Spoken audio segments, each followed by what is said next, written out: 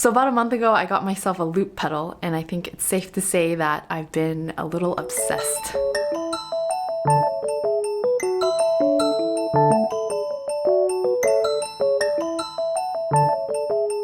This past month, I've been traveling around a bunch, and I've been looping everywhere.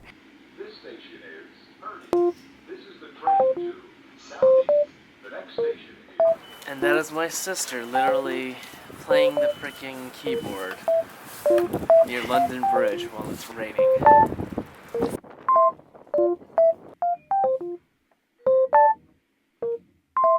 Okay, you start.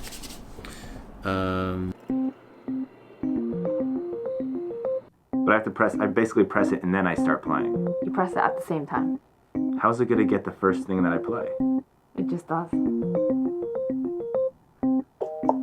Whenever I get hooked on something new, I tend to go overboard and I spend a ridiculous amount of time trying to figure things out, experimenting with it, and just becoming familiar with the gadget or the concept or whatever it is that I'm working with. And that's exactly what happened with looping. And this month happened to be a month where I was on the road a lot, I was traveling a bunch, and I didn't have regular access to a piano to work on. So this was a perfect opportunity for me to just work on the little keyboard with the loop pedal, and this was a portable setup, sort of, and I just had fun with it wherever I went. This station is Waterloo. Change here for the Bakerloo, Northern and Waterloo and City lines and National Rail services. If you do everything all at once, you're never going to want to travel again. But if you miss a lot of stuff, then you're like, oh man, I want to do it again. When you're looping, you're basically layering multiple parts together with the use of a loop pedal, which allows you to capture a musical idea with the press of a button. The device will then repeat it automatically, and from there on out, you can continue adding layers for as long as you want. Here you can see me pushing the button at the exact start of the first loop, and again at the end. This phrase will now continue to repeat on its own. Now I'm recording the second loop.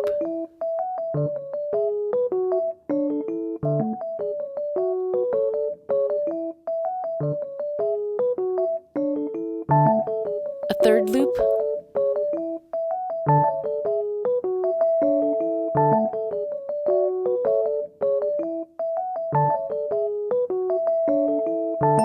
A fourth loop.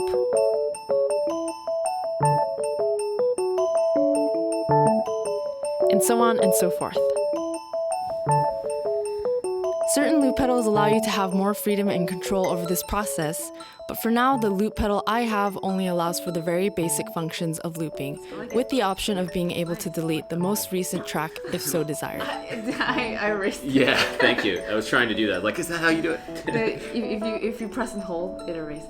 Okay, cool. My current setup involves a keyboard, a 1/4-inch cable connecting it to the input of a loop pedal, another 1/4-inch cable connecting the keyboard to a recording device, and a third cable connecting the output of the loop pedal to the recorder. There's also a power cable for the loop pedal that I plug into a portable battery pack, since I'm usually using the setup on the go.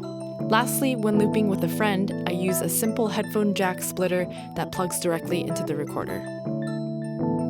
I will say, all of this combined is pretty heavy, and that was a struggle. Understanding how the loop pedal itself works wasn't so complicated. I actually thought it would be much more complex than it actually is. It probably took a few hours to figure out the setup and get used to actually pushing the button with my feet or my hand. But beyond that, I started to notice some challenges related to looping.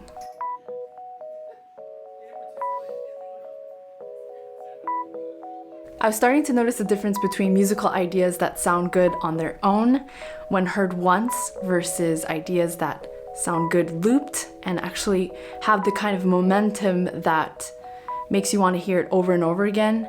And certain musical ideas are appropriate for this and certain musical ideas aren't. It's kind of hard to articulate what exactly it is, but the best I can think of is the simpler, the better. Also, just the very nature of looping, deciding to repeat an idea, puts pressure on whatever you're going to introduce into the track, because whatever it is, you're going to be having to listen to it over and over again if you choose to loop it. Because of this, I definitely started to think more about what kinds of ideas I'll introduce into the track as a new layer. And I also realized how easy it is to ruin a loop just by introducing something that doesn't fit into what's already there. And it's very easy to overcrowd what's happening. So all of these things became especially apparent when I tried to improvise loops with other people. No.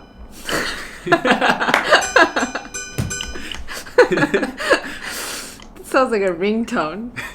Needless to say, the types of loops we came up with varied in terms of quality and style and everything else you can imagine.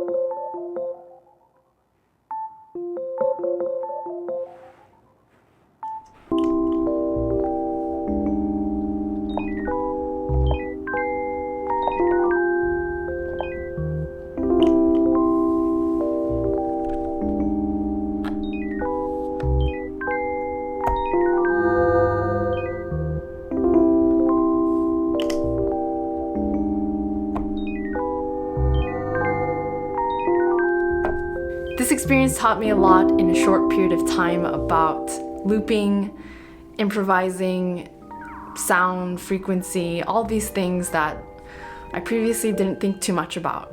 I think it comes down to like, what can you salvage though? Can you salvage a bad bass line? I think it's harder than salvaging a bad high frequency line.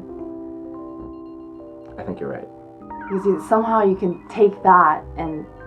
As long as you can keep going under. Yeah, maybe. The delay, whenever you increase or you shorten the time, it increases pitch of the delay. And whenever you decrease the time, it decreases the pitch. So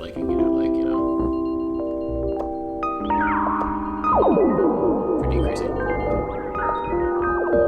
It's usually better for acoustic delay, because that's like slightly harsher than that versus.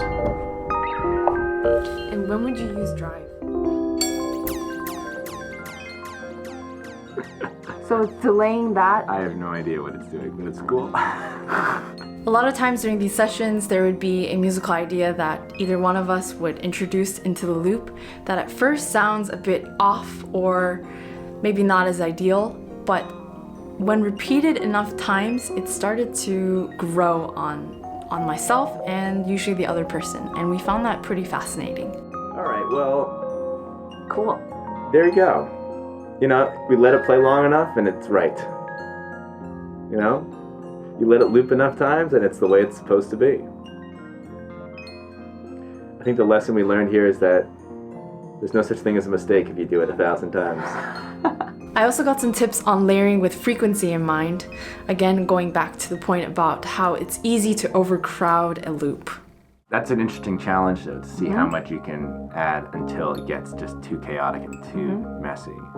So if you're dealing with a live looping situation with just this and making music, it'd be interesting to differentiate. Okay, I want that in there, but I don't want it to loop. Here you can notice that I'm playing some notes that I don't choose to loop until the last bit.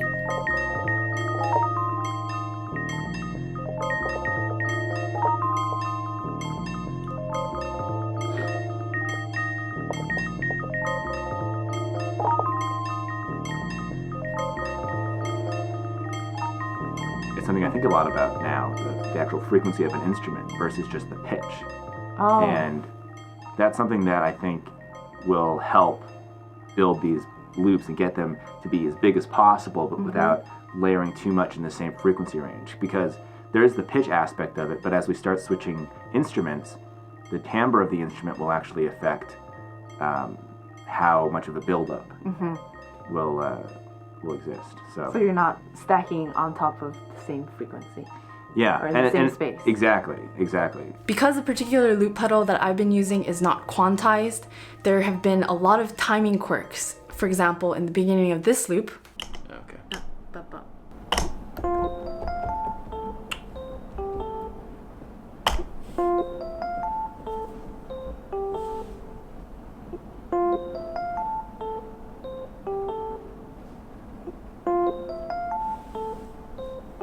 there's something irregular about the beat and the phrase that later on seem to have disappeared.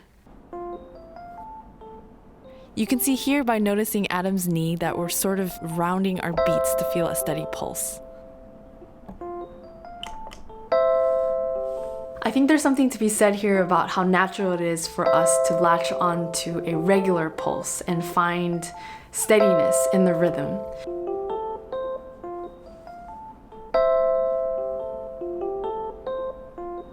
In this case, a lot of the layers that Adam and I were adding on after the first few had more of a regular pulse, more presence, and what ended up happening is that the irregularities that were there beforehand were being overpowered by something more steady.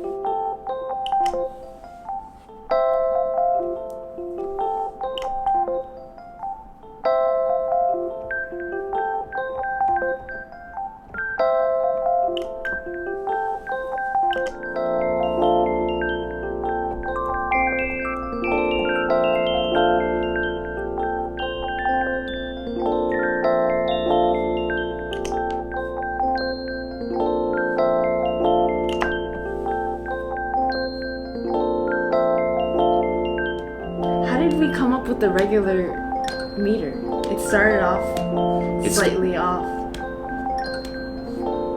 Yeah, it's like 10 or 5. It started out kind of like almost a...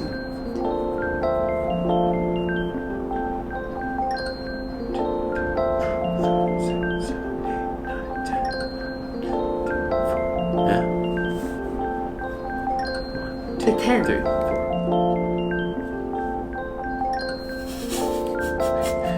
That from you. Stole that.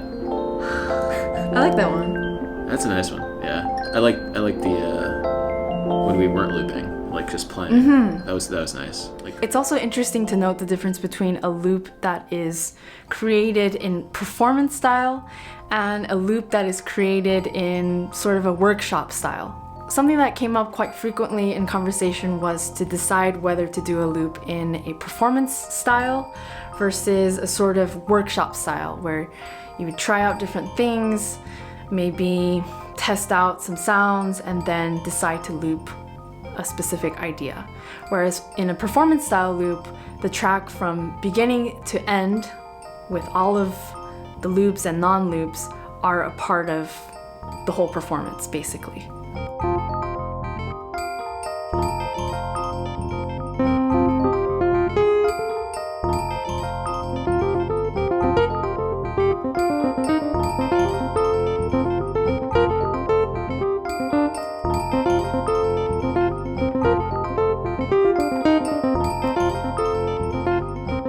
For me, the performance style looping was much more fun because it ended up feeling like a game.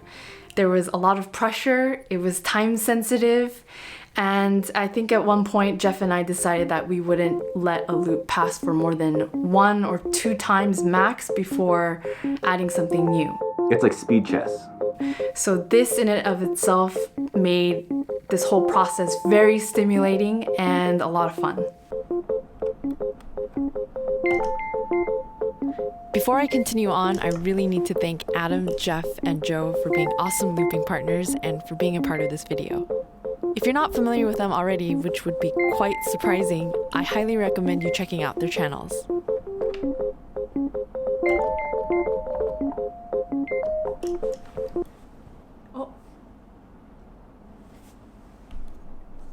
No! It was a good take, too.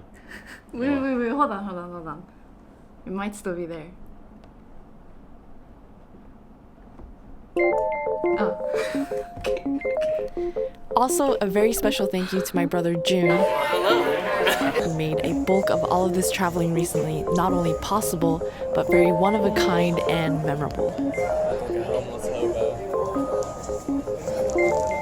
I'm so done. I'm so done, man. I do this with one of my friends, Gary, and we compare notes on McDonald's around the world. The shit on your face and the way you were, the arms crossed and everything, it was just absolutely fantastic.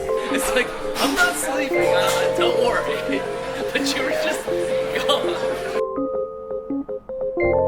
So during the first few weeks, I was intrigued with this process of looping, and I was using this pedal to work on different methods of creating tracks. In the past week, I've been using the loop pedal in terms of a more functional tool to work on improvisation and timing.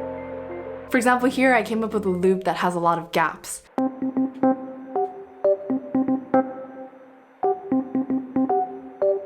So improvising on top of it helps me stay disciplined about subdividing in my head so that I don't end up getting off. And it's really easy to get off because the value of the subdivisions are quite small.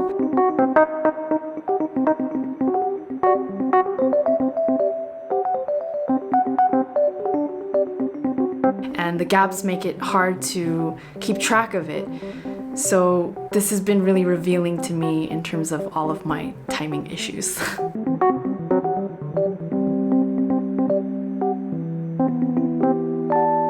I also want to explore ways to create loops with a different kind of form, something that's more complex and with a different kind of structure rather than just relying on layering a bunch of things and then fading out at the end.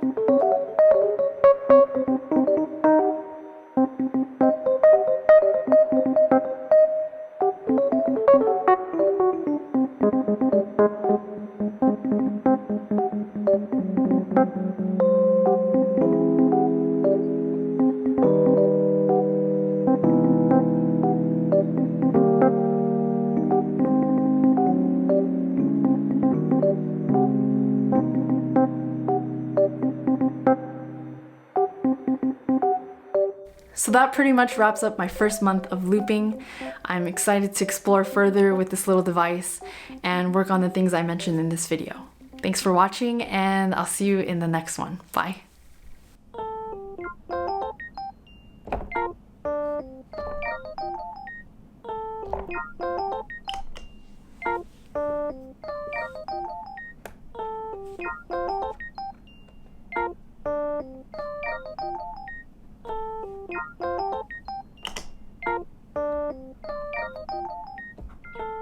Thank you.